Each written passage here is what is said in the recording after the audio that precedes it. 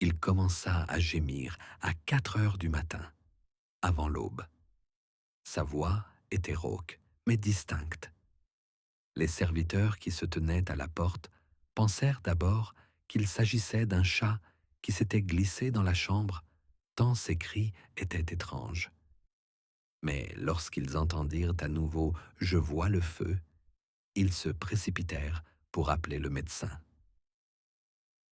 Le grand-duc Guillaume von Zernbach était encore en vie, bien que ses orbites soient déjà vides, qu'il n'entende plus rien et que la peau de son visage commence à se détacher. Il était vivant, lucide et se décomposait lentement de l'intérieur en conservant le souvenir parfait de ses propres actes. Au début du mois de mars, le duc ne se levait déjà plus de son lit. On changeait son lit 3 fois par jour, mais chaque changement se transformait en scandale. Les draps étaient rongés par un liquide jaune qui s'écoulait de son dos et de son aine. Les serviteurs chargés d'emporter les draps refusaient de les toucher, même avec des gants. Les ordres de la cour les obligeaient à rester à leur poste, mais 3 d'entre eux avaient déjà été fouettés pour vomissement blasphématoire, comme l'indiquait la dénonciation du valet de chambre. Le duc lui-même conservait encore la capacité de se redresser sur ses coudes et de donner des ordres. Il était conscient, il comprenait tout. Extrait du rapport du médecin en chef, remis en secret au bureau de l'archevêque de Spire. Le duc est dans un état de décomposition lente mais irréversible. En raison d'une fièvre interne, de nombreuses ulcérations sont apparues, à l'intérieur des cuisses, dans la région de l'aine et entre les omoplates. L'odeur du pus nécrosé est perceptible à travers la porte. Les yeux sont couverts de taches blanches ressemblant à des cicatrices. Louis est complètement perdu. Cependant, son esprit est resté lucide. Il réclame à haute voix sa couronne, du vin et parle de nouveaux impôts. On lui a prescrit de l'opium à dose accrue et des cautérisations à la pommade vinaigrée. Le résultat, un soulagement temporaire suivi d'un nouveau tremblement cadavérique des membres. Le plus effrayant n'était pas l'état physique du duc, mais son état moral. Il continuait à diriger ses terres alors qu'il était au bord de la décomposition. Il signait des décrets, de mémoires à tâtons, donnait des ordres d'arrestation, convoquait ses conseillers. Ses proches, pâles et silencieux, entraient dans ses appartements avec des mouchoirs de lavande qu'ils pressaient contre leur visage. Personne ne parlait à voix haute de son état, mais tout le monde savait déjà, le duc était mourant et sa mort ne serait pas rapide. Extrait du rapport du secrétaire de la chambre secrète. Le soir du 26 mars, il appela à nouveau le greffier le plus jeune et lui dicta des modifications à apporter à son testament. Il supprima le nom de Ludwig von Harzmüller et ajouta celui d'Engelbert. Sa voix était faible, mais assurée. Sa main tremblait. Ses doigts étaient couverts de noir et ses ongles commençaient à se détacher. L'un d'eux tomba pendant qu'il signait. Le duc regarda cela sans surprise et dit simplement « Scelle avant qu'il ne soit trop tard ». La peur s'intensifia dans le château. Les prêtres autorisés à approcher le malade se tenaient debout avec des icônes à la tête du lit et gardaient le silence. L'un d'eux, un vieux moine de l'abbaye Sainte-Agathe, murmura que cela arrivait en cas de grande malédiction, lorsque le corps était encore en vie, mais pourrissait de son vivant. L'évêque fut appelé, mais il fut retardé sur les routes par les crues. Il fut alors décidé de recourir à un ancien rite de purification consistant à brûler des résines et à apposer un signe de cire sur le front du malade. On apposa sur le front du duc un seau rond en cire d'église, dans l'espoir que cela arrêterait la décomposition. Il ne résista pas. Il rit. Le duc savait qu'il allait mourir, mais il refusait d'admettre sa défaite. Le 3e jour d'avril, il demanda qu'on lui apporte l'étendard de combat qu'il portait dans sa jeunesse, lors des campagnes du Rhin. On le posa sur sa poitrine. Le tissu, conservé pendant des décennies dans un coffre, dégageait une légère odeur de lavande. Pour la première fois, la pièce ne sentait plus mauvais. Il murmura « J'ai vaincu tout le monde ». Puis, il se mit à vomir, un vomi noir, en caillots, qui coulait jusqu'à l'oreiller. Il perdit ensuite connaissance. Le lendemain matin, il rouvrit les yeux. Ses pupilles n'étaient plus visibles. Ses yeux étaient blancs comme du verre. Il ne clignait plus des yeux. Mais il continuait d'entendre, c'était évident. Lorsque les chants de Pâques retentirent sous les fenêtres, son corps se mit à trembler de convulsions. Ce n'était pas une convulsion mortelle. Plus tard, un moine qui avait tout vu de ses propres yeux affirma que le duc criait de toute son âme. Le même jour, il ordonna que l'on n'admette plus aucune femme dans son lit. L'évêque, qui arriva enfin, n'entendit qu'une seule phrase « Je sens le diable me lécher les pieds ». Les serviteurs n'entraient plus sans couteau. L'un des cuisiniers qui lui apportait son bouillon affirmait que le corps du duc bougeait dans son ventre. Son ventre était effectivement gonflé, comme s'il cuisait de l'intérieur. Il fut décidé de pratiquer une autopsie de son vivant afin de faire sortir le pus. Cette opération fut pratiquée par le médecin de Heidelberg, appelé en secret par la duchesse veuve. Lors de l'incision, le pus jaillit de la plaie sous la pression, dans un craquement, des éclaboussures et une odeur nauséabonde. Le duc perdit connaissance, mais ne mourut pas. Après l'intervention, le corps du duc était mou comme un sac rempli de liquide. On ne le souleva plus. Il gisait nu, recouvert d'un tissu léger, la bouche ouverte. Ses yeux restaient ouverts. Il ne mangeait pas, ne buvait pas, mais continuait à vivre. Le 5e jour d'avril, un homme encapuchonné entra dans la pièce. C'était un représentant de l'archevêque. Les serviteurs sortirent. Personne ne savait ce qui s'était passé pendant ces 10 minutes. Mais lorsque l'invité sortit, il murmura « Bientôt, le silence sera total ». À l'aube du 7 avril, le duc remua.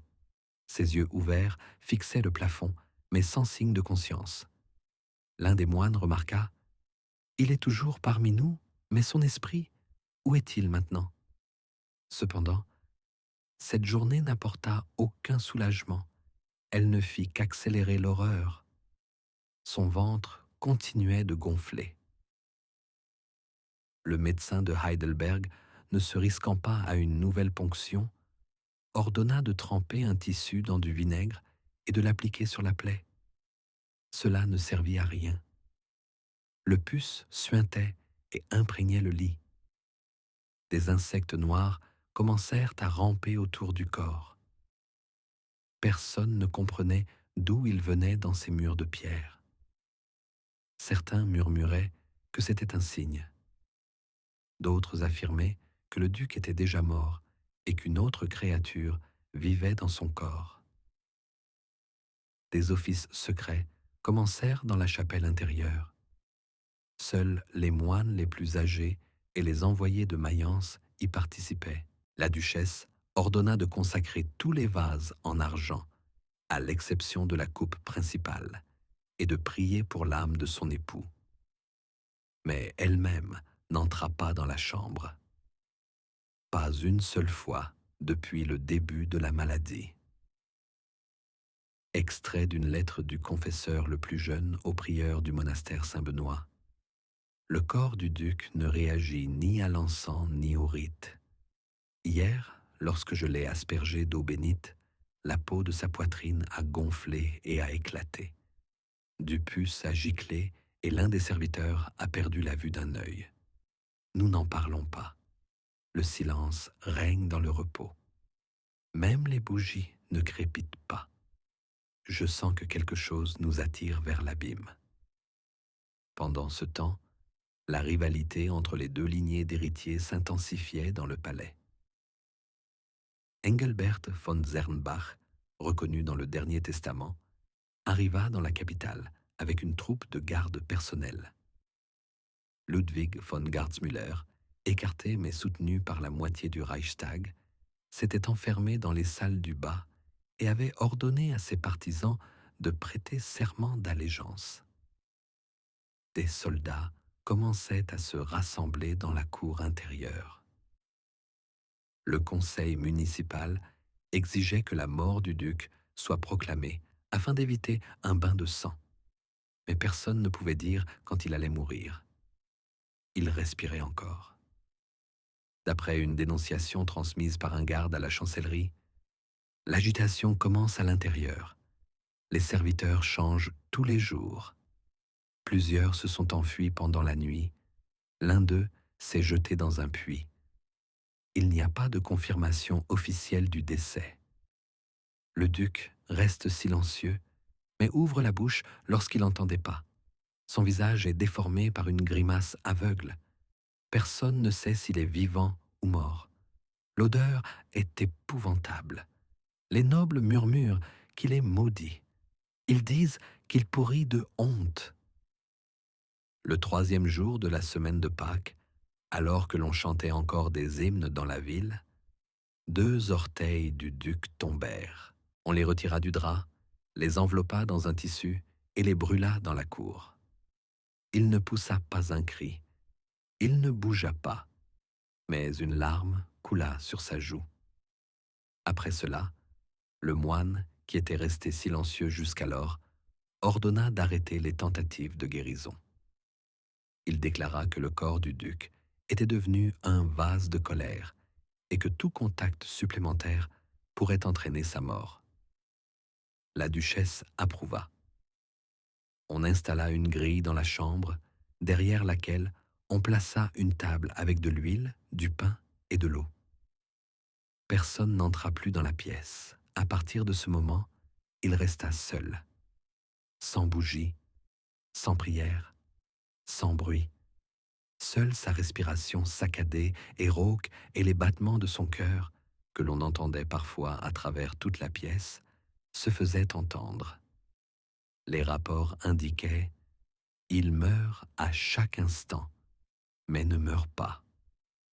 Extrait d'un traité médical ultérieur intitulé « De la décomposition dans le corps vivant », rédigé 20 ans plus tard. Le cas du duc Guillaume est unique par la durée et la profondeur de la décomposition. Le corps a conservé son activité cardiaque malgré une nécrose étendue des tissus mous, une cécité totale, une surdité et une défaillance des organes internes. Le gonflement de l'abdomen, l'écoulement de pus, le décollement de la peau et même la chute des membres n'ont pas arrêté le fonctionnement du cerveau. Il souffrait et était conscient de sa souffrance. Cela rend sa mort non pas médicale, mais métaphysique. À la fin de la 2e semaine d'avril, la panique s'empara du château. Engelbert rassembla une troupe prête à prendre le palais par la force. Ludwig a menacé de mettre le feu aux entrepôts du bas si on ne le laissait pas voir le duc. La ville était au bord de la révolte. Les nobles exigeaient des preuves que le duc était encore en vie. Et les serviteurs disaient qu'ils entendaient des gémissements pendant la nuit, comme s'ils venaient de sous terre. Au cours d'une de ces nuits, le moine le plus âgé, celui qui avait autrefois aspergé le duc d'eau, entra dans la chambre.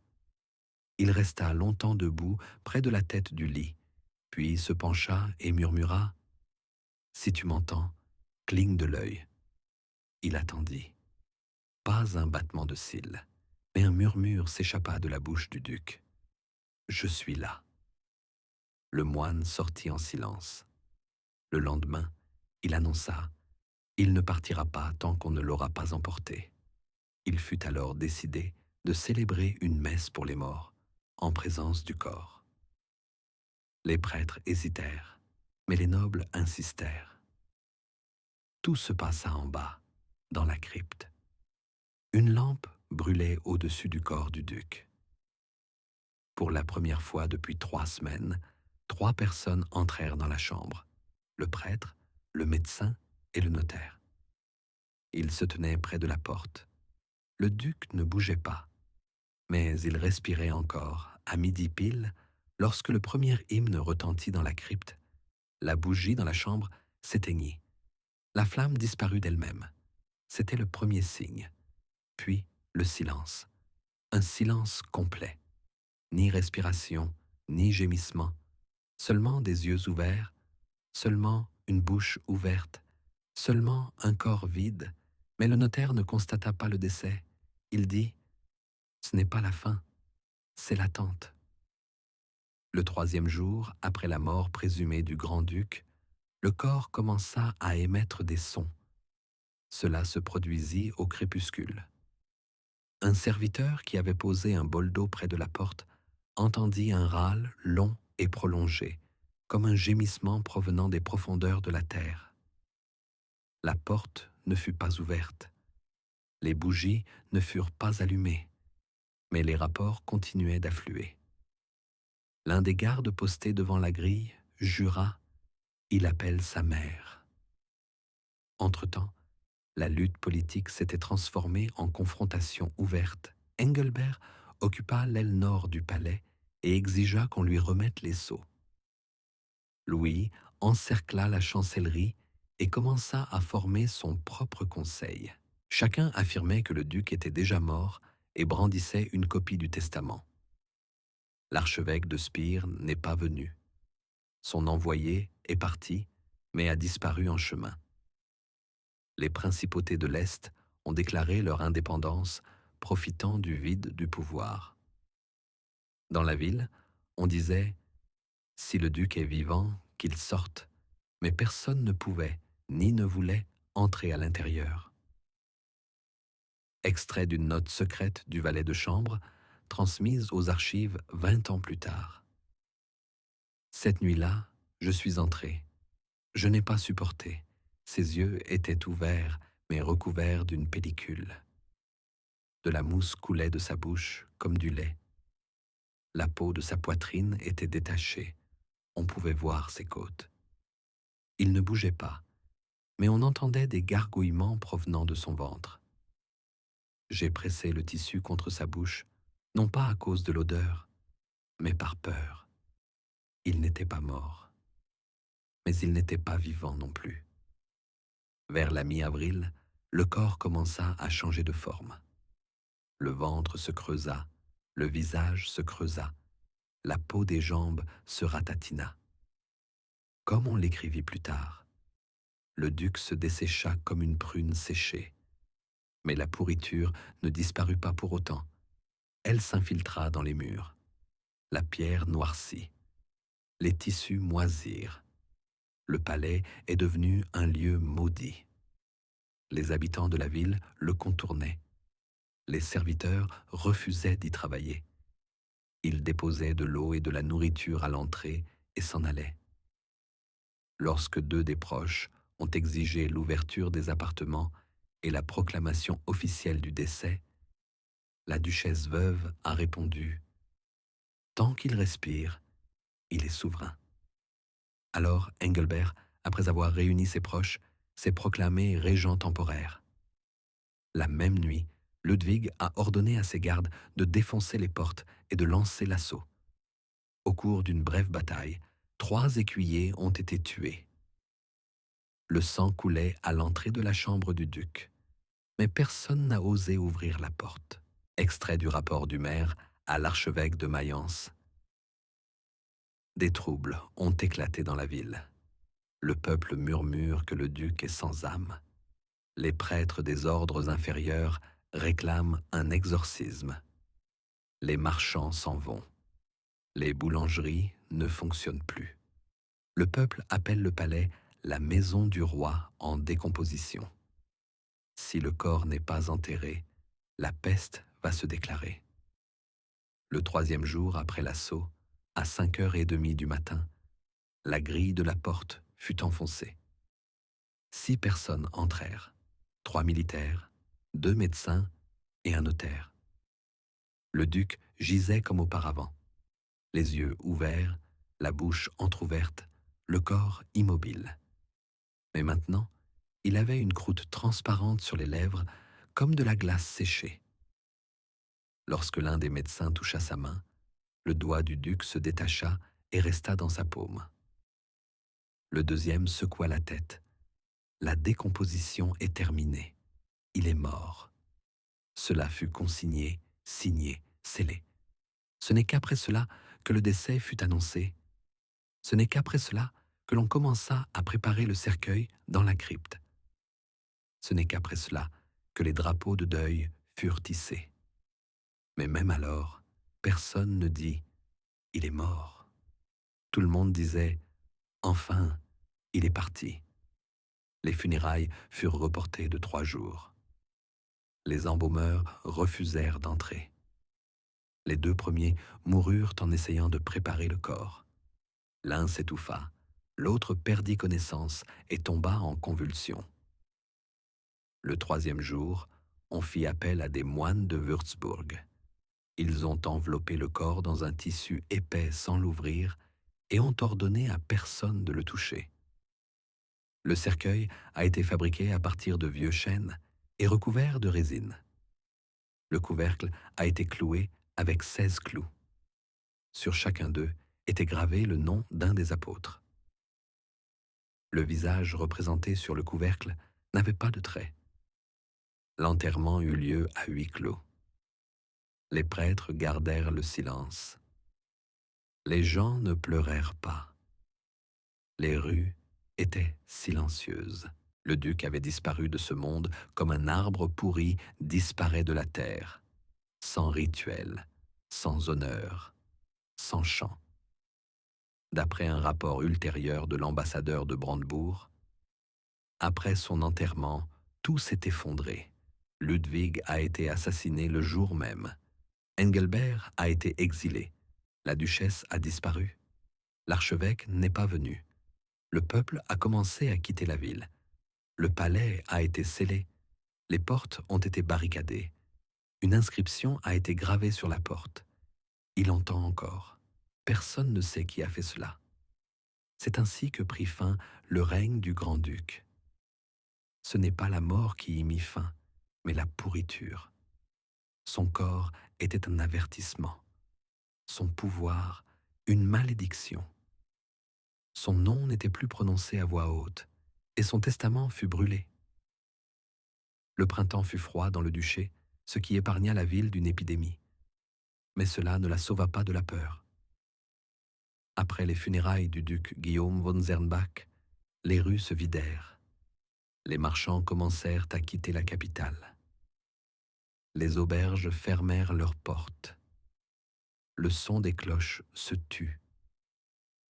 Dans la cathédrale Saint-Pierre et Guillaume, on disait chaque jour une messe pour le repos de l'âme du défunt, mais de plus en plus bas, de plus en plus rarement.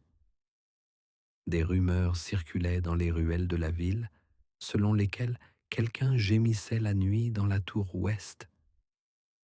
Les enfants se taisaient, les femmes n'ouvraient pas leurs fenêtres, les hommes ne regardaient pas en direction du palais. Le cercueil contenant le corps fut laissé dans la crypte souterraine, mais personne ne l'avait encore revu, pas même les prêtres.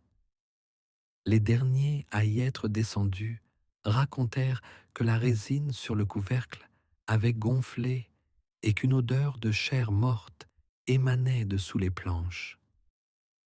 L'un d'eux sombra dans le délire. Un autre se suicida. Une lettre rédigée 1 an plus tard par le médecin de la cour et adressée au maître de l'université de Vienne disait « Aucune des fièvres que je connais, aucune maladie du sang Aucune description de la peste ne peut expliquer ce que j'ai vu. Sa peau pourrissait sur lui comme sur une charogne en décomposition, mais son cœur battait. Il parlait de manière cohérente. Il dirigeait, punissait, donnait des ordres. Il avait conservé son esprit, mais son corps l'abandonnait à vue d'œil. Ce n'était pas une maladie, c'était une punition. Au niveau politique, c'était le chaos. Après l'expulsion d'Engelbert et la mort de Ludwig, il ne restait plus aucun souverain reconnu dans le duché. Un conseil régent fut formé de 3 anciens dignitaires, mais l'un d'eux mourut la même semaine et les 2 autres quittèrent la ville, craignant la malédiction. Le Reichstag refusa de reconnaître toute nomination tant que le testament n'aurait pas été ouvert. Mais le testament, signé avec un doigt sans ongle, fut considéré comme illégitime. Il fut déclaré nul et non avenu. Extrait des rapports du palais. Des champignons ont commencé à pousser dans les appartements privés. Les grilles d'aération sont noires de moisissure. Les tissus pourrissent. Même la pierre est humide. Nous avons essayé de sortir les meubles, mais ils se sont effrités au moindre contact. La bibliothèque empeste la pourriture. L'encre sur les parchemins a gonflé. Personne ne vit dans le palais depuis plus d'1 mois. Même les gardes se tiennent dans la rue. L'église gardait le silence. L'archevêque ne vint pas. Il fut remplacé par des prêtres de rang inférieur qui n'osaient pas entrer dans les appartements. Dans leurs lettres aux évêques de Rome, ils décrivaient un cas qui dépasse l'entendement humain. Mais aucune réponse ne vint de Rome.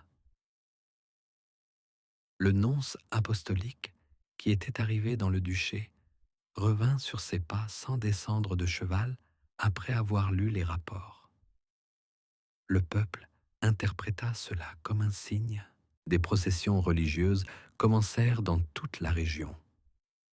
Les gens tombaient à genoux devant les murs du palais, pleuraient, se flagellaient, implorant la purification de la terre de la souillure. Certains affirmaient avoir vu le visage du duc à la fenêtre, recouvert de peau, mais toujours vivant. D'autres disaient entendre des bruits de pas provenant du sol pendant la nuit. Les rumeurs se multipliaient comme les ténèbres. Extrait des mémoires d'un chroniqueur de la ville. J'ai été témoin de la dissolution de l'État. Il n'y a pas eu de guerre, pas de conquête, pas de révolte, seulement un corps, un seul corps. Le pouvoir a pourri avec lui. Pas immédiatement, mais chaque semaine, la pourriture envahissait tout. Les papiers, le trône, les couronnes, les bagues, même l'air, même la foi. En mai, un ordre fut donné. Sceller le palais, murer les entrées, remplir la crypte de cire, détruire les archives. Officiellement, le duc mourut d'une fièvre purulente d'origine indéterminée. Officieusement, il avait été éliminé. Le nom de Wilhelm von Zernbach n'était plus mentionné dans les chroniques. Les pièces à son effigie furent refondues. Ses portraits furent brûlés. Tous ceux qui avaient servi à sa cour furent envoyés à l'Est ou écartés de leurs fonctions. Il ne restait plus que la peur. Politiquement, le duché fut divisé entre 3 voisins. Chacune des parties obtint une partie du territoire, mais aucune ne revendiqua la capitale. La ville se retrouva sans souverain, sans armée, sans étendard. Seul subsistait le palais noir et scellé au centre, tombeau non seulement du corps, mais aussi de toute une époque. Dans les chroniques rédigées 50 ans plus tard, dans la section Les années de grande agitation, on peut lire « On ne parle pas de lui, mais tout le monde se souvient, non pas parce qu'il a régné, mais à cause de la façon dont il est mort, lentement, en silence, dans le plein usage de ses facultés mentales, Il pourrissait et nous regardait. Cette mort n'a pas tout changé d'un seul coup, mais elle a montré que le corps d'un souverain peut devenir un ulcère pour l'État, que l'esprit incapable de mourir avec la chair devient une malédiction, que le pouvoir qui n'est pas abdiqué à temps est une pourriture qui se propage à tous ceux qui osent s'en approcher. Tout ce qui restait du duc, c'était le silence qui régnait dans le palais pendant de nombreuses années. Un silence qui étouffait les murs, un silence dans lequel on entendait des pas, les pas de celui qui pourrissait et se souvenait.